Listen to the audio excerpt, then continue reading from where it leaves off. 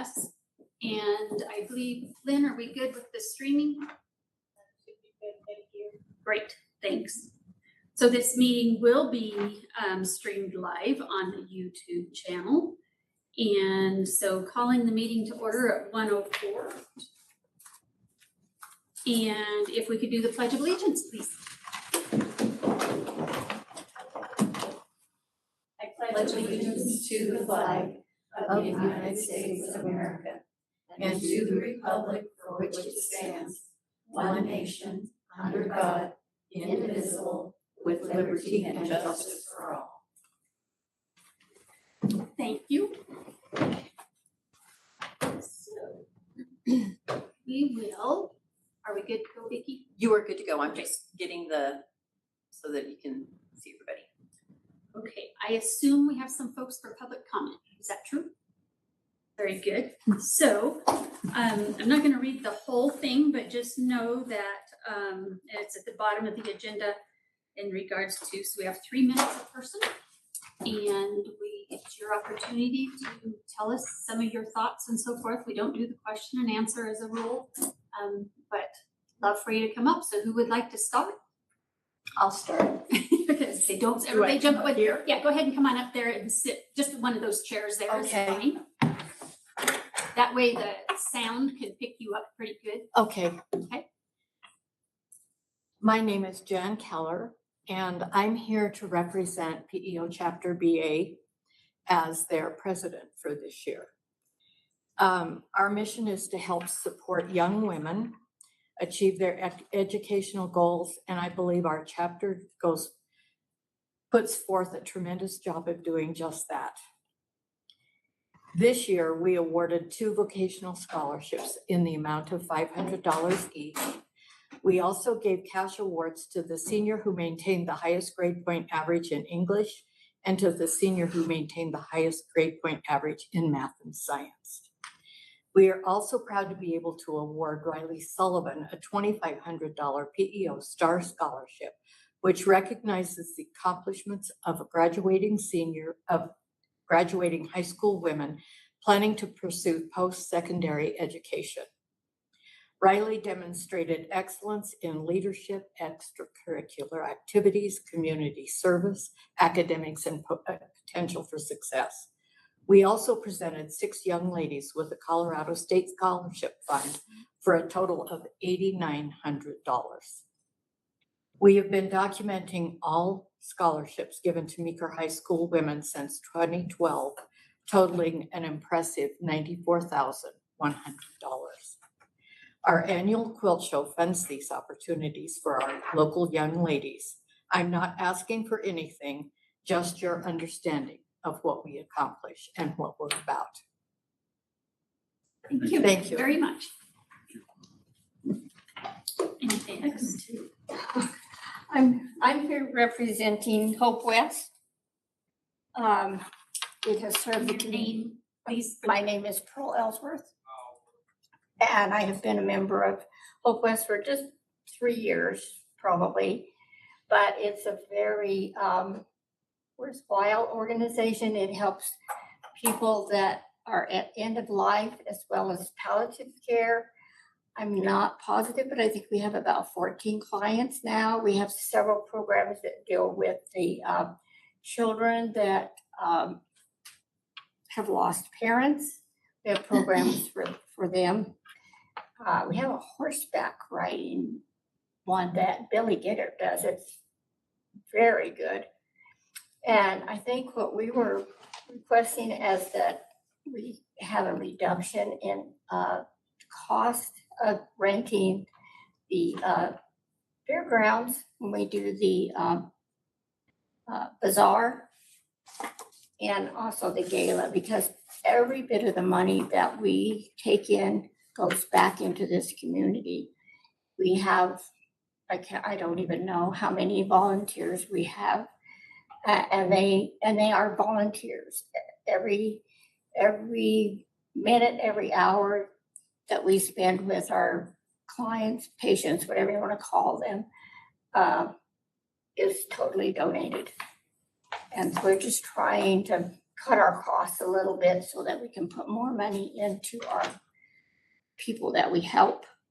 And I think we do have some adaptive equipment that we can also share with some people that are not so mobile. We're also trying to get a Alzheimer's group started for caregivers. And I don't know how many of you have been involved with anybody that's had dementia or Alzheimer's, but it's a very, very hard, it's very hard for caregivers. And so we want trying to support them as much as we can. And our sister organization in Grand Junction is our support. We kind of support off of them. And they're the ones that are helping us try to get that going. So that's why we're here. Do you have any questions that I can answer? We don't at this time. Thanks. Thank you. Thank you.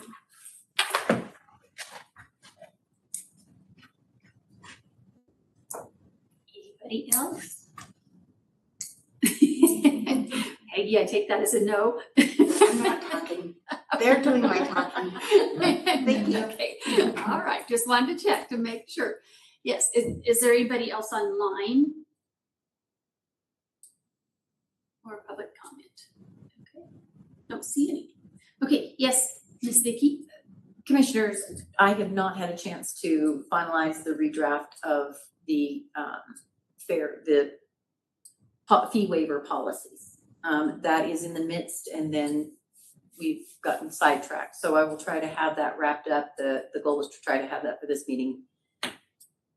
But I apologize, but that will probably give some clarity on what your direction is and that type of thing. So with that, I will just say thank you, ladies, very much. We so appreciate everything that you do. And I think you will be pleased with the results when we get our policy finalized. Thank you. So, Thank you. yeah, Thank you very thank you very much. We appreciate you coming in. Yes, Thank you. yes. More frequently, and you're welcome to stay too. Okay. So moving on to our consent calendar, I would entertain a motion for line item number 1. So we, Oh, I sure as heck skipped that, didn't I? You sure should do that first. So please do. Madam Chair, I make a motion that we approve the agenda for July 7th, 2026 as it's written. I second. So a motion and a second to approve the agenda. So if you would do our roll, please. All in favor? Aye. Aye. Oppose? Alrighty. So we will get on to now our consent calendar. So line item number 1, please. Madam Chair, I move to approve the below listed items of the consent agenda, which includes payroll management report 7/2/26, accounts payable reports June 2026, and motor vehicle report June 2026. I'll second that motion. Have a motion and a second to approve the consent agenda with those 3 items on it. If you would please call our roll. All in favor? Aye. Oppose? Okay, moving on to our public hearings, which we have none. And so then to our discussion items. So we get to get an update on our monthly financial reports Okay, through May. yes, Thank you, Lisa. through May. I'm a little bit behind. Here. June should be coming soon. I've provided you with the unaudited budget to actual schedules for the county through May 2026. At this point in the year or through May, you should be at about 42% of budget for your regular operating expenses and those regular recurring revenues that happen on a month-to-month basis. For some of the revenues, you'll be way over at this point in the year. So if you look at the general fund, you've got about $6.3 million in revenues so far this year and about 4.8 million in expenditures. So you're looking really good and healthy, but a lot of that is property taxes that you collect a lot of through April. And then a little bit more of that gets collected in June. Wages and salaries are a little under budget at 35% for the year in the general fund. I reviewed all the department budgets too for the general fund through May and didn't see anything unusual. Everybody is pretty much running under budget at this point in the year for all those general fund departments. The Road and Bridge Fund has collected about $4.8 million in revenue and has about $4.3 million in expenditures so far. And there's a fund balance of about $12.7 million in the Road and Bridge Fund. When you look at those schedules, the highway users tax is only at about 28.7% of budget, and that's because that's one of those revenues that lags a little bit. So it's always about a month behind of when the revenue is earned as opposed to when the county gets it. So there's kind of a catch up at the end of the year, but it falls behind a little bit throughout the year. Capital outlay is also under budget in that fund, but that's because of the nature of capital construction where it's seasonal and a lot of that will happen through the summer months. The communications fund is the only one that's really approaching 100% of budget in a lot of areas or exceeding budget in some line items. And so I've reached out to Eric and we'll talk about what's going on there and if we need to have a supplemental appropriation maybe in the next couple months. And then the solid waste landfill is also behind budgeted expectations, but this is due to timing. And we've talked about that before where a lot of that revenue picks up in the summer months. Did you guys have any questions about anything specific in those budget schedules? Isn't on those.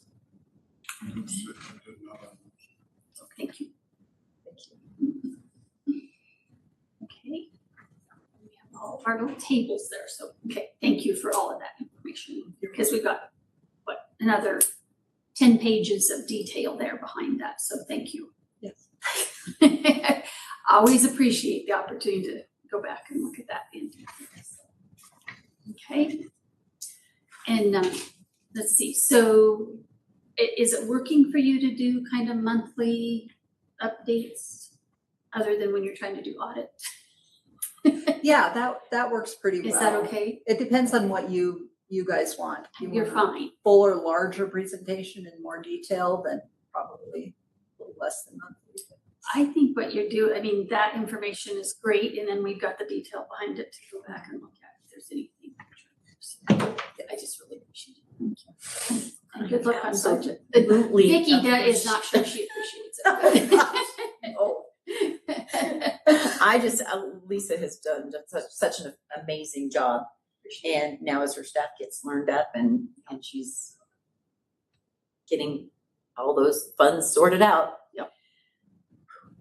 Thank you, Lisa. You're welcome. I will drive to Grand Junction and pick you up if you need me to. Oh my gosh. Oh my God.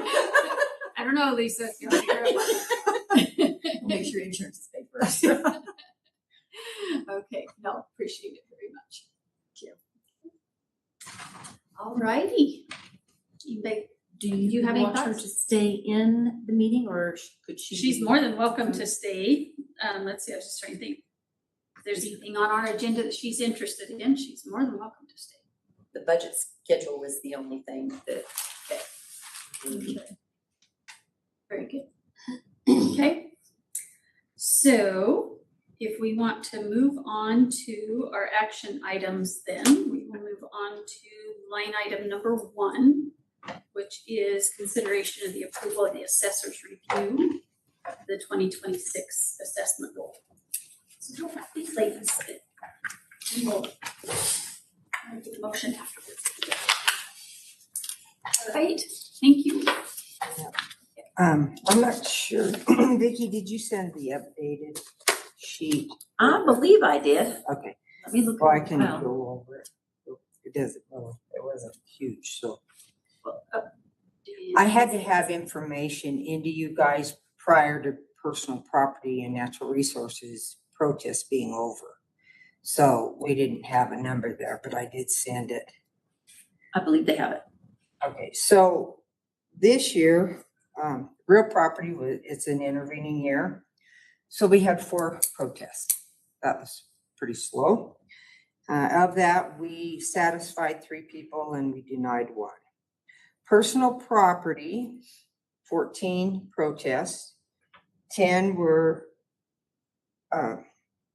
adjusted, 1 satisfied, and 3 denied. So we'll get those notices out on the 10th. The notices of determination, and I believe the county board's been set for August 4th and 5th, or 5th and 6th, something like that. I can't remember the date, but I Okay. have it on your calendars. We had 36 properties of personal property, which is, anything that's not tangible. So they were, there should have been a list that was sent to you. 36 of those are valued with the best information available. So that's, I was BIA, I was trying to. Yeah. What the heck is BIA? Yeah, Okay, best now I got it. information available. Yes. Okay. And we had not a lot going on in the drilling rig, but better than some years, huh, Stacy? So we had 3 drilling rigs in the county, and we apportioned 2 of those with other counties. So that means that they're here, they go, you only tax that rig for the amount of time it's in our county. So it can be kind of scattered. Wherever it's at January 1, that county values it, and then they send the days to everybody else. So everybody can get that value. And our assessed value is up.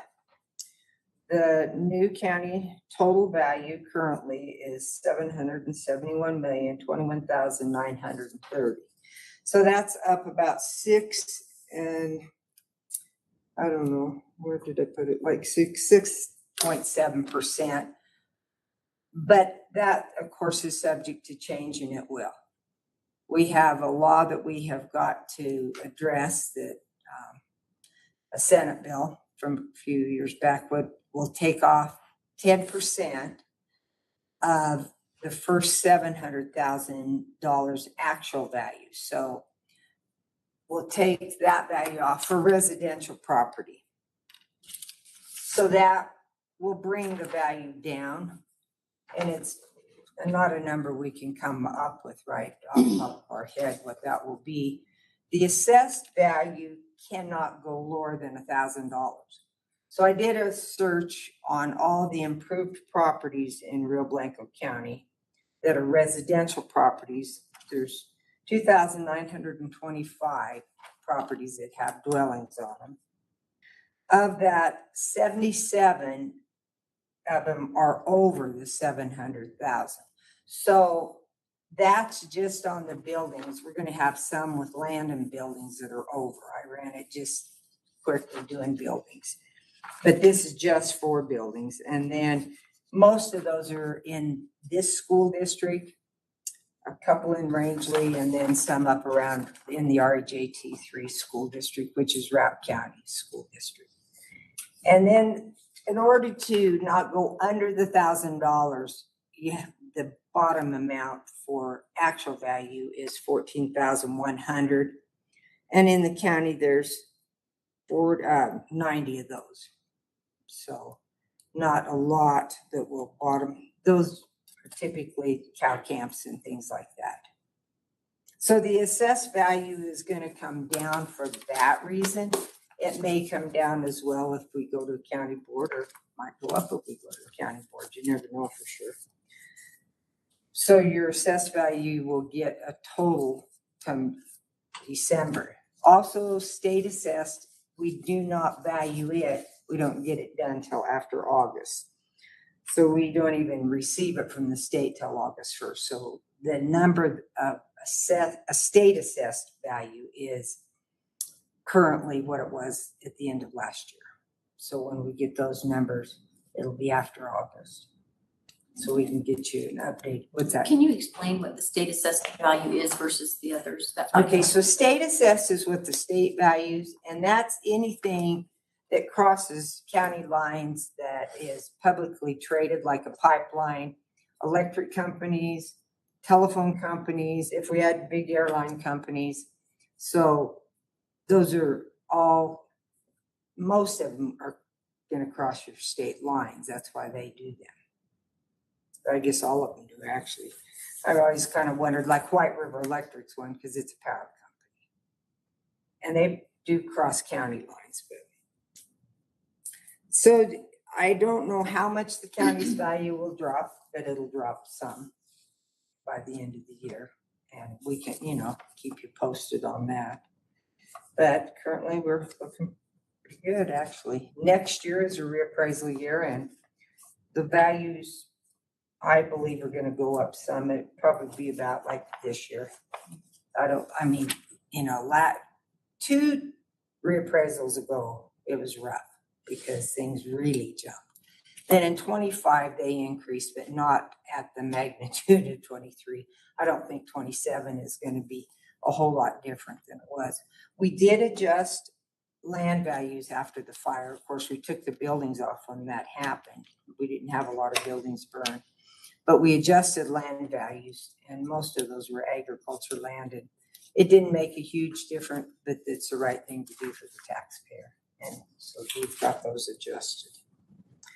So, other than that, I think I've covered everything you kind of need to know. Do you have any questions? Yeah, I have a couple. You said that the valuation went up 6.7%. So it's up 48,883,700 from what it was when we certified it to you in December. Do you have any feel for what that's from? Yeah, if you look, oil and gas, it had gone up some. So that's the biggest one. And then you made the statement that it was going to go down. Well, you mean from the CBOE? I couldn't hear what you said, Doug. I'm sorry. Well, you said it was going to go up, and then when you got through, you said that the valuation is going to go down. It will go down from where we are today because of this law that we've got. So it went down more than 6.9% that went up. I don't know that it will, but the value today that's increased, you may be about where you were a year ago. Yeah, that's what I was getting. Yeah, it might be about there.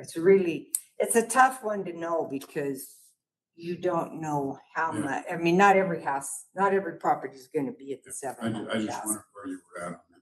Yeah, so And it may be pretty close to where, it'd be great if it was a little more, but it's probably, if we're the same as last. when you devalued the land that the fire was on, will that go back up in a few years? They have 5 years to get agriculture land back. If a home burnt and it hasn't sold, then that person and they're starting to build, they have 2 years to rebuild and keep the assessment rate of residential. Now, if it sells, that goes away. And some counties, if somebody is taking 3 years and they're in the process of, they've already started, then they can have it. Because once a foundation goes in, regardless if it was vacant land, when the foundation goes in the next year, it gets the assessment rate. So what that saves those people is the assessment rate. The land values will be relooked at by the staff. And I've already talked to them, and Stacy can jump in here if she wants. But some of those land values may not be the type of land they were before. Some of that flooded land may not be hayfields any longer.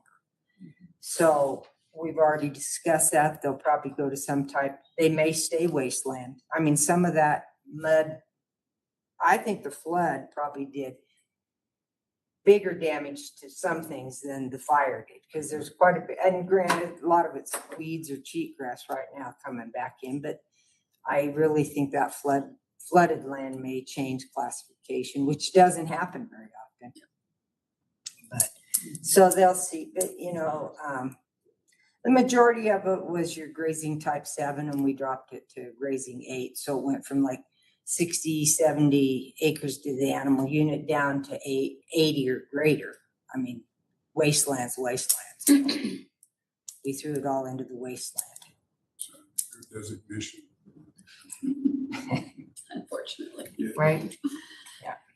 So as I recall, last year folks were concerned because their valuation went up and they were frustrated that it didn't, but it was a lot due to the bills that's come through. And you're now talking about the 10% that comes off So what's the individual going to see? Well, if you have, Confuses them it's worse. so confusing. So prior to, that was so prior to this year's taxes, they had us take $30,000 off of commercial property, $55,000 off of residential properties, actual value.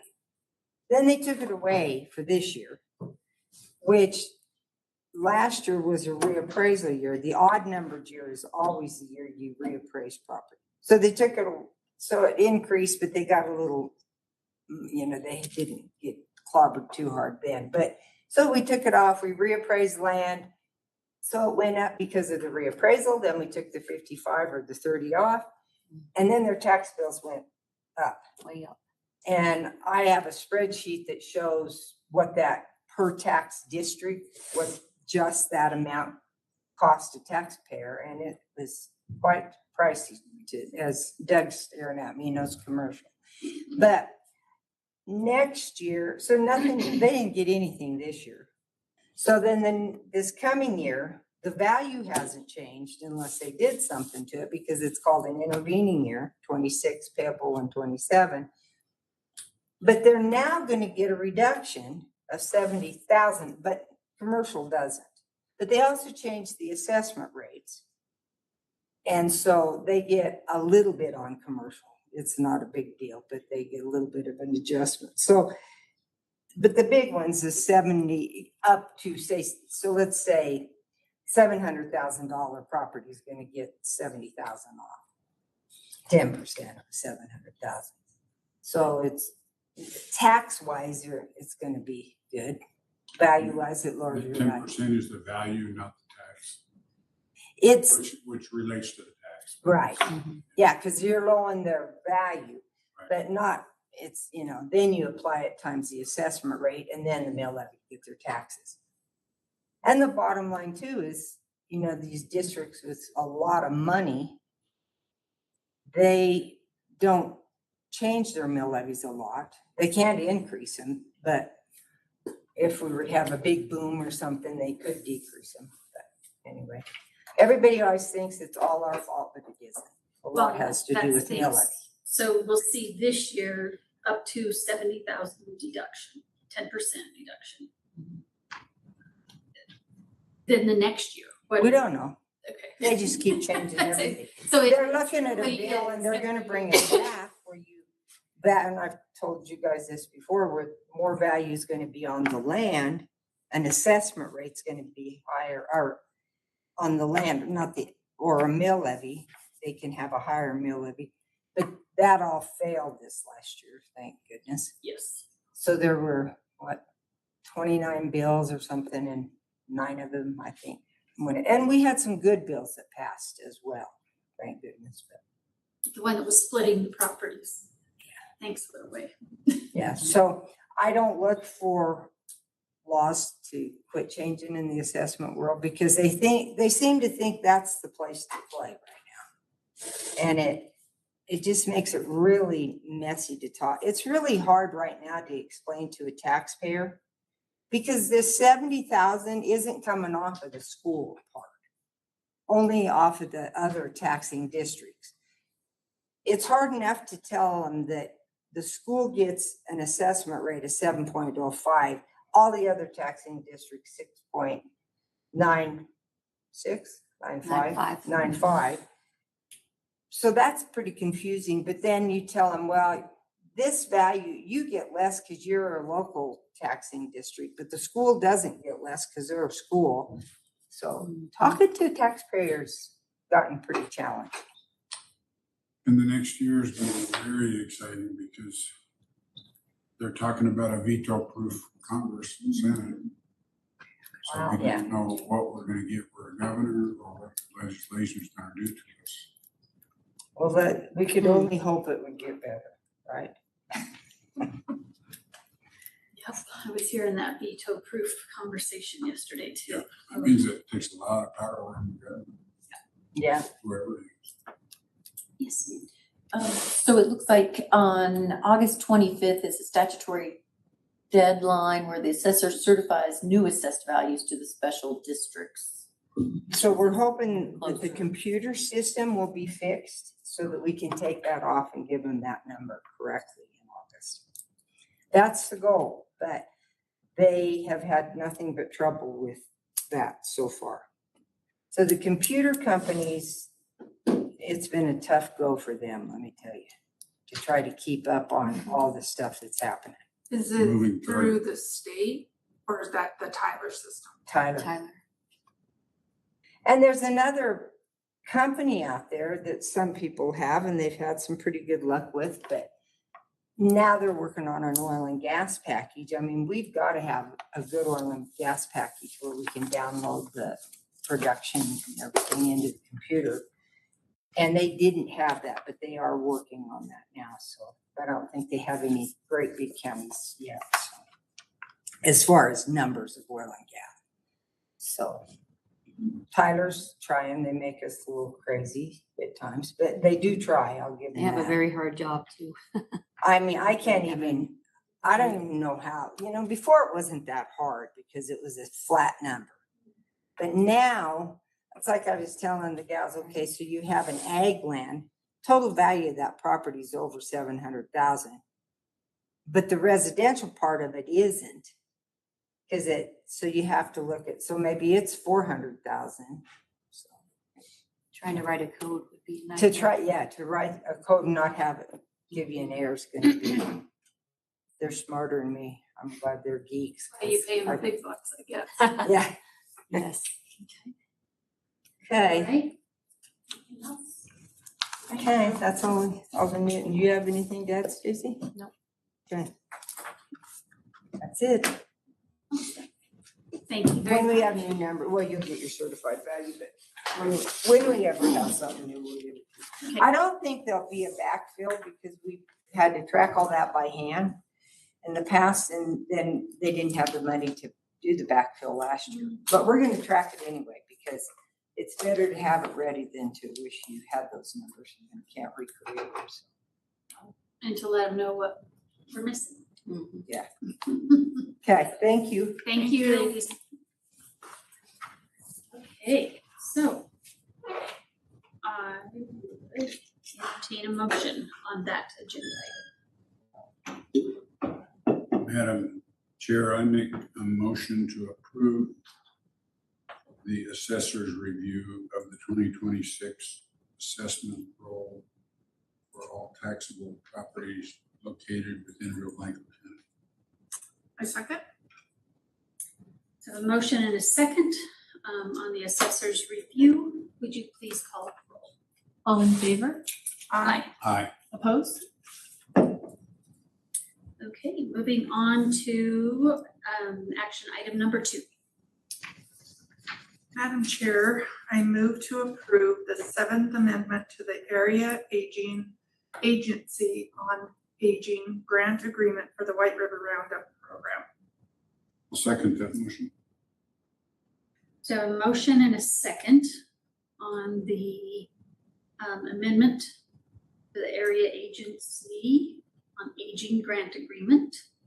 Any other discussion? Seeing none, if you would please call our roll. All in favor? Aye. Aye. Opposed? Okay, moving on to line item number 3.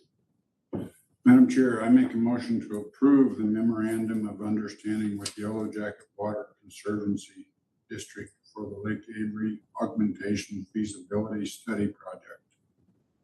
I second. So a motion and a second on the Yellow Jacket Water Conservancy District's feasibility study project. Any discussion on that one? Seems like we discussed it to death, but just real quickly. We're moving forward. Yes, very excited to move forward, and I believe it is on it's the 3rd week of July, I believe, is the River District's board meeting where we hope they will approve that grant. And if they approve that grant, then we will need to finalize approving our amount. But we do have this moving forward, so excited to get that done. So if you would please call roll. All in favor? Aye. Oppose. So moving on to light item number 4, please. Madam Chair, I move to approve a temporary construction easement with Westlands LLC for the County Road 17 Bridge Replacement Project. I'll second that motion. So a motion and a second on the easement with Westlands. And is there anything that you guys would like to share with us on that? Okay, That's pretty straightforward. so that's just on the Westland side. We decided we didn't need it on the other side, correct? I have actually reached for, now that we're going with a bridge replacement, I have reached out to the homeowner on that side of it. I have not heard anything back yet though, so we're gonna get a little bit. And this, so is this easement, I don't remember, did it have, do easements have timelines on them, I would assume? That temporary construction easement does have a timeline on it, and I believe it ends 1 year after completed construction of the County Road 17 bridge. Excellent. Good wording. Thanks. Okay, thank you. Any other questions? Okay, with that, if you would please call the roll. All in favor? Aye. Opposed? Okay, moving on to line item number 5. Madam Chair, I'm going to make a motion that we table this item to get back on an agenda within 60 days. I second. Okay, so in this item, we might actually read it, what it is. Consideration of the first reading of the fire ban ordinance and setting a date for the public hearing. Thank you. All right. And we have a motion and a second. So any discussion? Just a real quick, there were a couple of things in there that I think we wanted to take a double look at. And so, but we do want to get it done as quickly as we can. So if you would please call a roll. All in favor? Aye. Opposed? Okay, so moving on to line item number 6. Madam Chair, I move to approve the contract modification order number 1 for the 2026 chip seal project with A1 chip seal, extending the contract completion date. I'll second that motion. And a motion and a second to extend the contract completion date, and that date is to 7/31, is that correct? Okay, any other questions? None, if you would please call the roll. All in favor? Aye. Opposed? Okay, moving on to line item number 7. Madam Chair, I move to approve for the approval of the Collaborative Management Program Funding Award attestation statement for state fiscal year 2026. I second. A motion and a second to approve the Collaborative Management Program Funding Award. So, any questions and discussion on that one? Okay, seeing none, if you would call the, or yes, please call the roll. All in favor? Aye. Aye. Opposed? Okay, so moving on to line item number 8. So if we could go ahead and talk about the adoption of the 2027 budget calendar, and then we will consider a motion.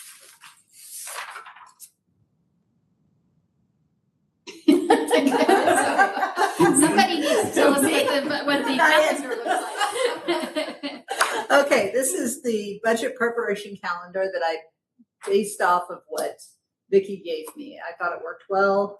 I think it makes sense, and if anybody thinks something needs to change, then I'd welcome those changes too, if they need to be made.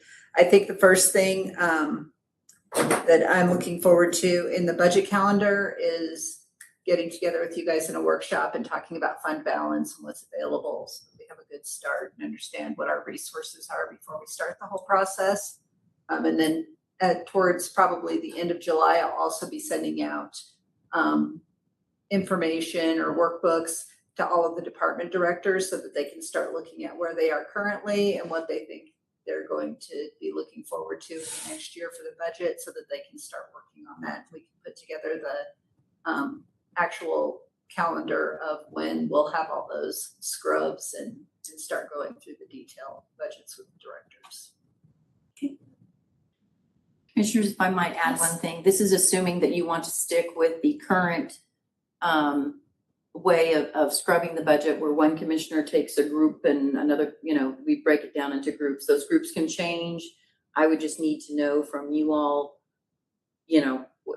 which groups you want to tackle. It certainly doesn't have to be the same year to year. That can be whatever you want that to look like. Now, one thing that has been mentioned was, that the scrubs aren't necessarily open for public comment. They're not a work session. It is truly department-led type thing. So if you, with something where you want all the scrubs to be fully, in a regular work session where all three commissioners are present or two of the commissioners are present, you can do that. We would just need to alter the schedule, because then you would have, seems like the scrubs to me have worked well, but that's totally up to you. I think they have, but Yeah, I mean, this would be our third year doing scrubs.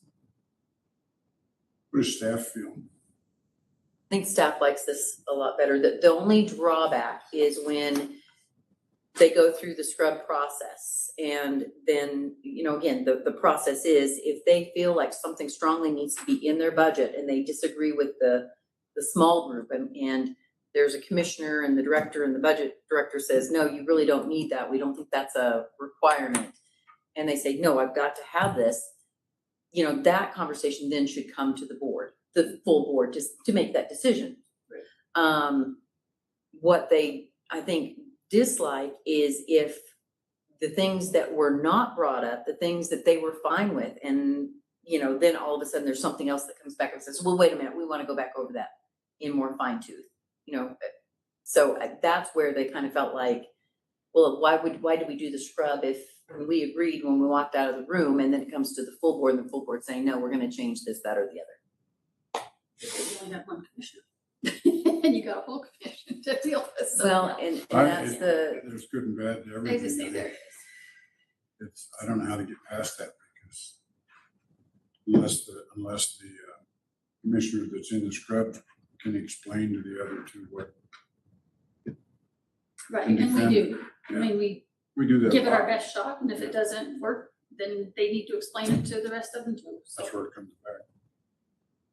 Well, and I think it really helps when, as we're doing those scrubs, that information is getting relayed to the other two commissioners after the scrub is, at that point, we'll have like a Excel spreadsheet basically that says, here's what your 2025 budget was, here's what your 26 budget was, here's where you're at year to date, here's what you're saying you want for 27, and then raising those questions as soon as possible, saying, wait a minute, I have a question on that. Starting with the commissioner that was in the room. well, and I think getting rid of the budget program that we had will make life so much easier.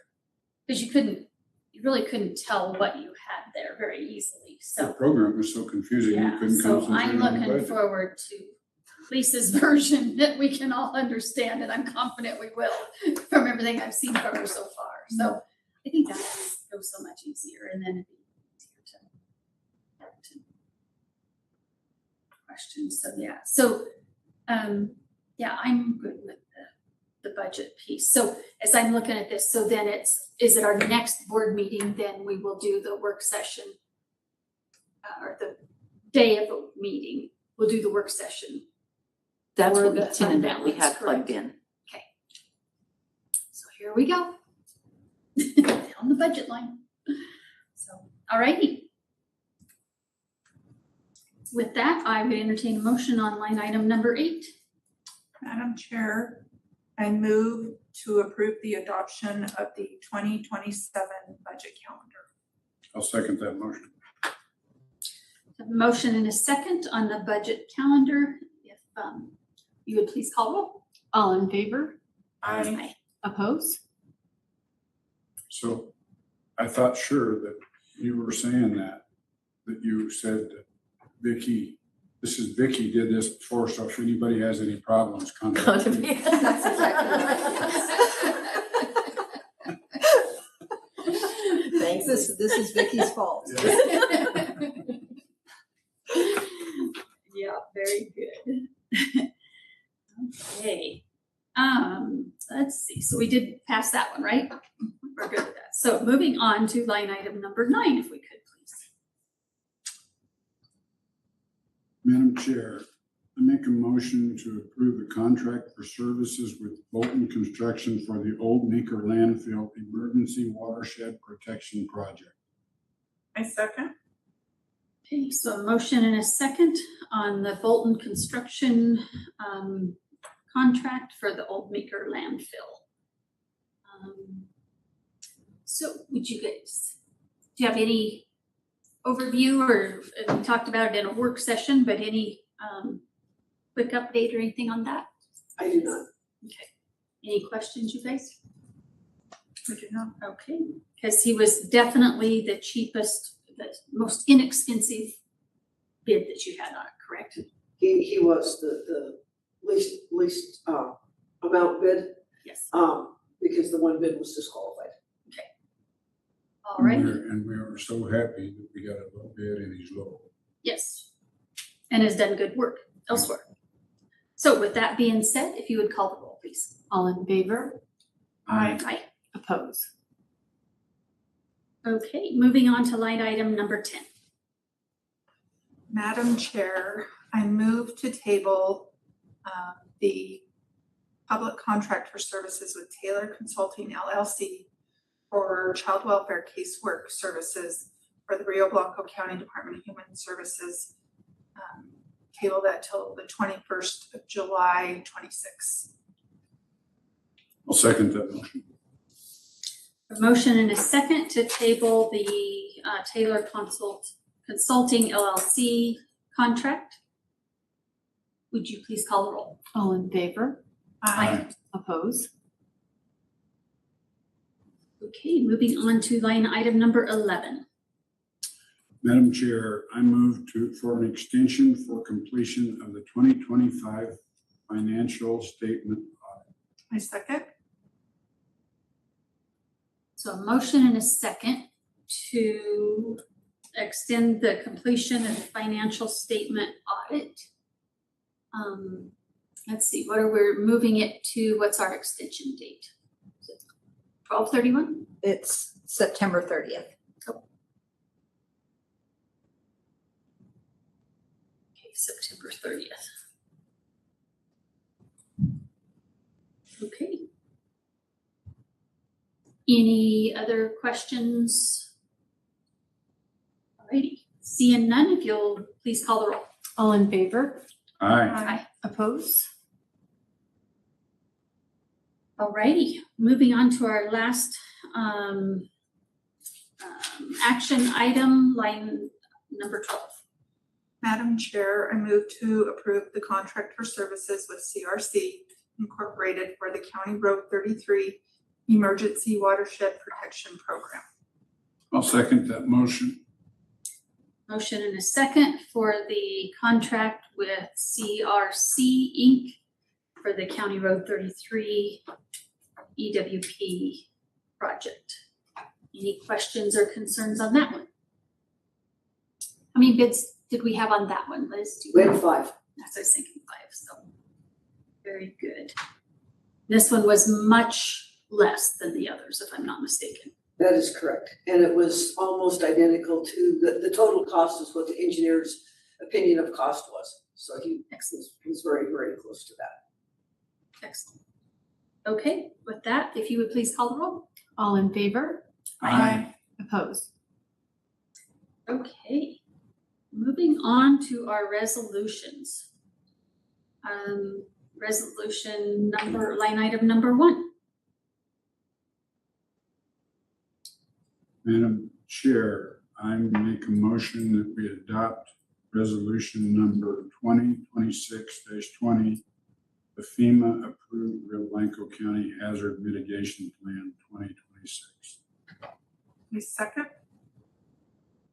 A motion and a second to adopt the FEMA approved Rio Blanco County Hazard Mitigation Plan for 2026, or dated 2026. Questions or concerns or comments, ma'am? If I might. Thank you. So FEMA has not approved it yet, but it is drafted for FEMA approval. So what that will do then is, basically now the document with your approval goes to the state of Colorado DHSEM, and they'll put their basically review on it, their eyes on it, and then it gets submitted to FEMA for approval. So it's not been approved yet, but it is the approved document in the approved form and basically meets the requirements. So I'm wondering if we don't need to drop FEMA out of this statement, because to me that reads as if it's approved by FEMA. Can we just do that out of the motion? If you want to, that would be fine. You will not have to, once FEMA puts their stamp on it, you do not have to reapprove it. Right. So It just seems to me like this reads as though it looks like it's already it's FEMA. already approved, and that. Anybody else have heard of that? So would we have to come back and adopt it again with the FEMA wording in there? No. No. It will be very similar to our, kind of if you think of the methodology, the same thing as our FEMA application, where we submitted everything to the state, then the state took it from there, then they fed it to the local FEMA, and then FEMA to the federal side. So that's just kind of the way that process works through there. You wanted a friendly Yes. amendment? Friendly amendment. Okay. So I make a motion to drop the word FEMA approved out of that motion. So that's just a friendly amendment, so she doesn't have to write it as another motion. As long as our second is, I'm good with that, yep. so. Motion and second to approve the resolution 2026-20, adopting the approved Rio Blanco County Hazard Mitigation Plan 2026. If you would please call the roll. All in favor? Aye. Opposed? Alrighty, so now we get to staff updates under business, other business. I thought you were coming on up to the table. What do you mean go down? No, I'm sorry. I got a sling hat. Yeah. I saw you. Okay. So that doesn't leave us with too many more staff in the room. And Lisa already gave And hers. Lisa's already given hers, so I guess, Sean, that leaves it to you. You know, I'm good. I'll slink right back there. with You them. made it through elections, Elections. so Yes, that's the an only important update I can announcement. have. So, Yeah, okay. we're not completely closed, but very close. Okay, yes. Yes, ma'am. So please keep in mind that Sunday, July 19th is, I believe it's the 19th, is our fair day, fair volunteer day. I encourage everyone and employees that may be listening, please come out and support the fair. The commissioners have graciously approved an 8-hour of vacation, of volunteer time off. So provided your supervisor approves, and they're able to staff your position while you're not there. It's just basically a great way to get involved with the community, even if it's for 4 hours, if it's for 2 hours. I just really encourage you to come out and support the fair. I hope the commissioners will be there. Last year we had a really good turnout. The county will be buying the hot dogs and the chips and a drink, a water, something like that, for lunch. But please, everybody attend. I really appreciate that. What are those dates? July 19th, it's a Sunday. Mhm. Now, you can volunteer for employees could volunteer for other parts during the fair. That is the organizational and kickoff, and it really went smoothly last year. And just having those extra bodies with adults there to kind of help do things as tasks arose was wonderful. We also have Megan there to help coordinate and to do stuff. So I'm very excited about this year's fair, but we could certainly use hands on the ground, boots on the ground. I apologize, I'm not gonna be in town. And I won't either. And I'll be there. Okay. Mark will be there to help us on setup day. And I will be sending Mike because he'll bring over the, Air conditioning. Nice. so just texting him so I can tell him. You're just now sending me the notice. Just for the record, you are. You will be. Okay. Alrighty. So, anything else, Vicki? No. Okay. Thank you. So, who would like to go next on our commissioner updates? You wanna go or do you want me to go? Oh, I can start. I've just been doing directors meetings and Wolf Coalition meetings.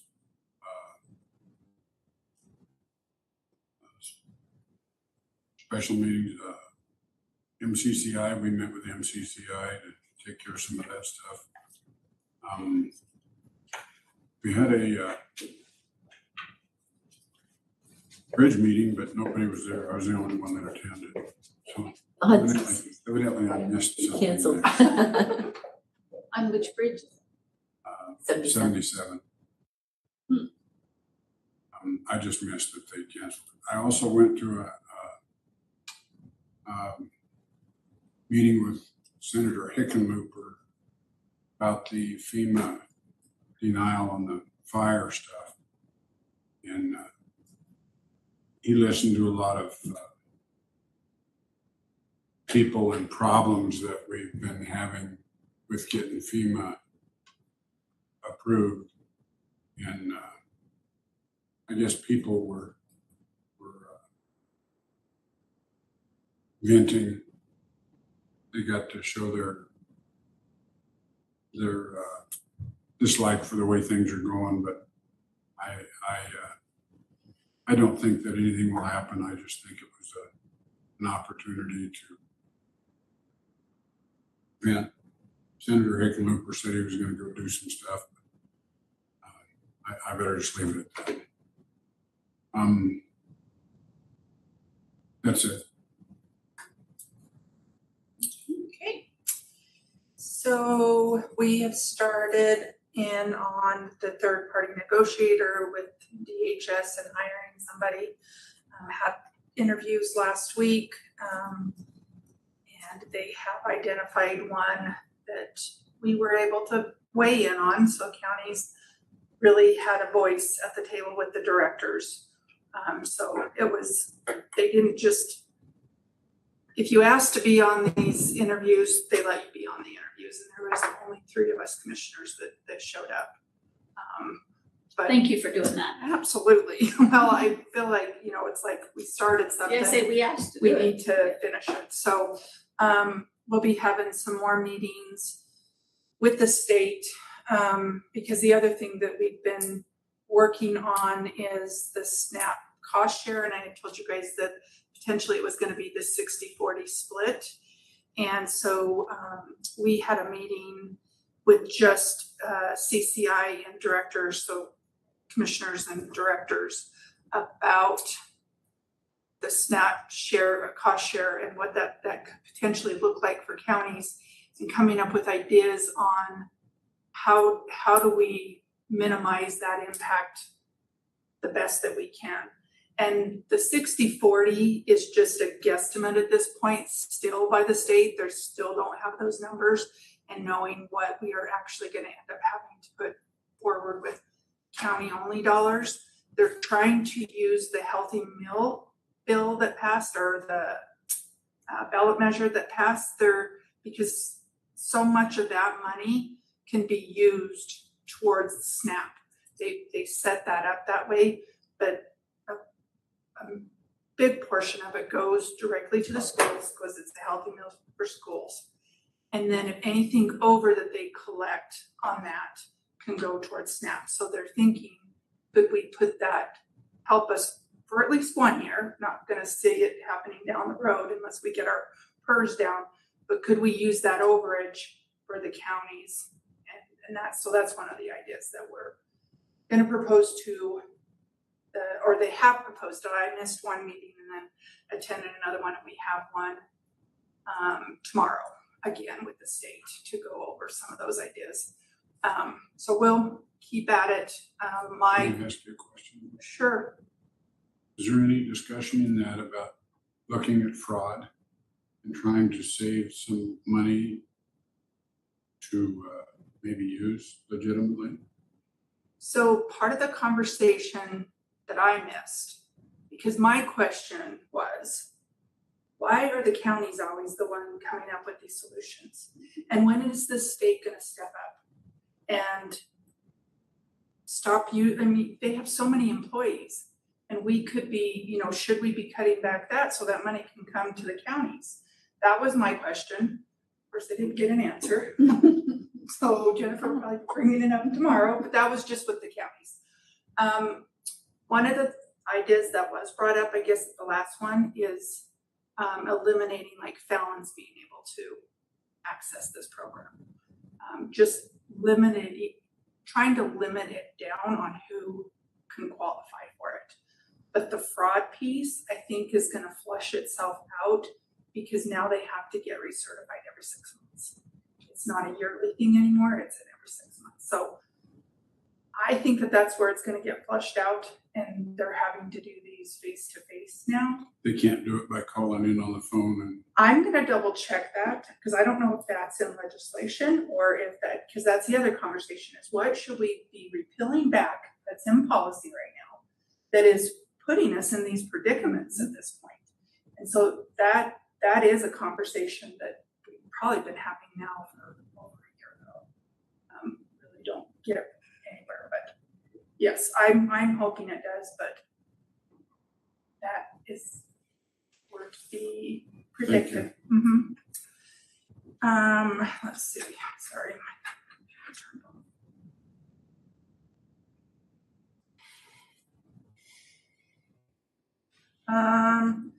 Did administrators meetings, did some work sessions, was at that meeting with MCCIC and Fairfield residents.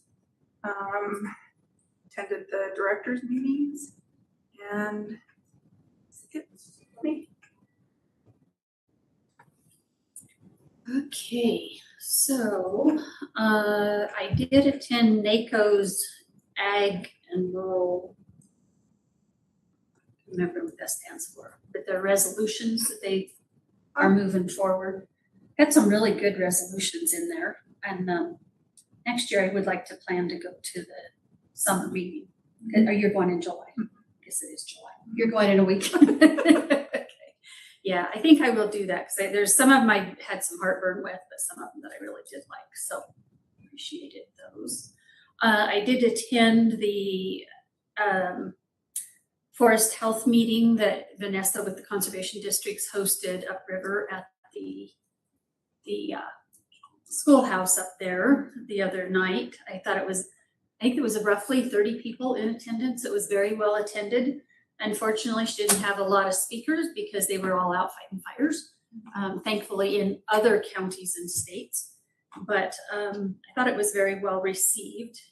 One of the things that I do want to follow up and work with Vanessa, because she's got this grant that would help, I think, 30 landowners do defensible space.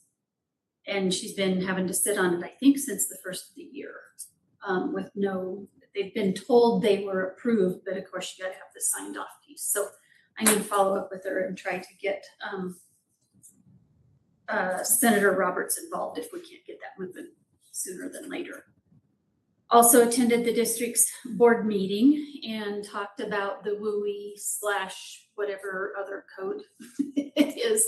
I think that most of the board members understood the the dilemma that we are in as far as why we are struggling with that.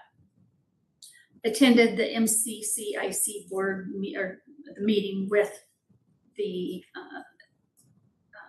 renters as well. I thought that went very well. Thank you very much, Vicki. You did a nice job with that.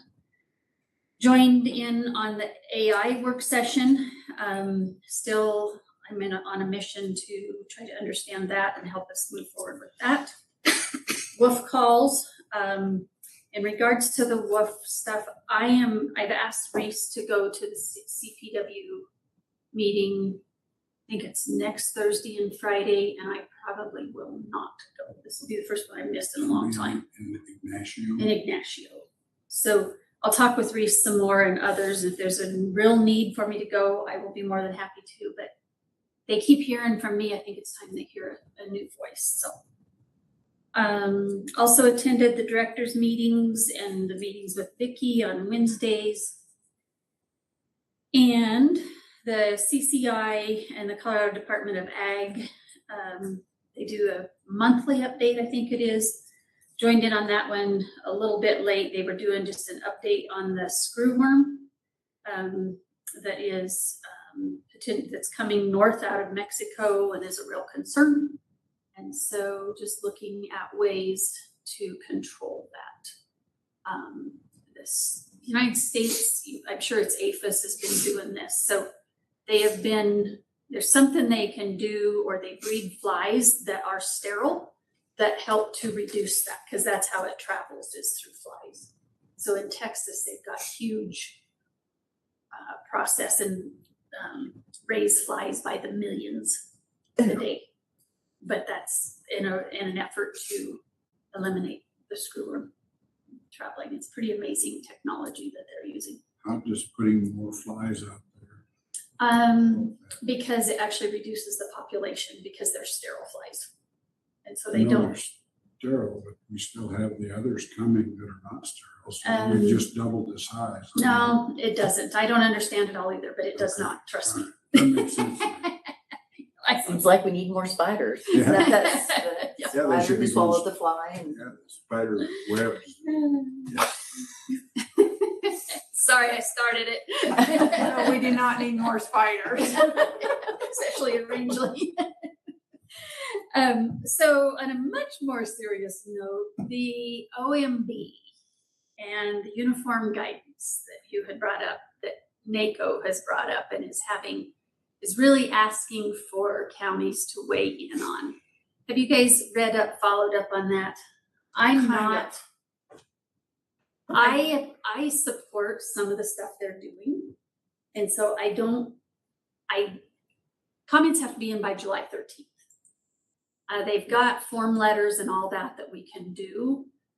As I understood it, if I can remember it off the top of my head, the one piece that does concern me is that if you get a grant, and let's say the administration changes, and now they change their goal, because you can only get grants to do basically the administration's goals.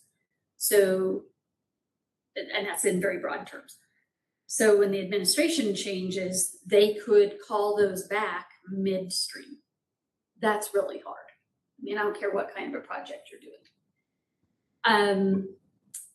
The other thing that I don't have a problem with, as the conservative county that we are, you have to follow all of their regulations and guidelines, which really worries me about the DHS grants that come from the feds down to the state. I don't understand any of it, but from what they were talking about, I'm like going, will Colorado get any grants?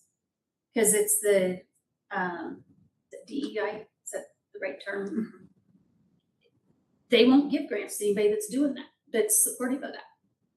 Well, Period. And I don't have a problem with that, but it does put potentially those funds in jeopardy, which, as Vicki says, then also comes down to the county.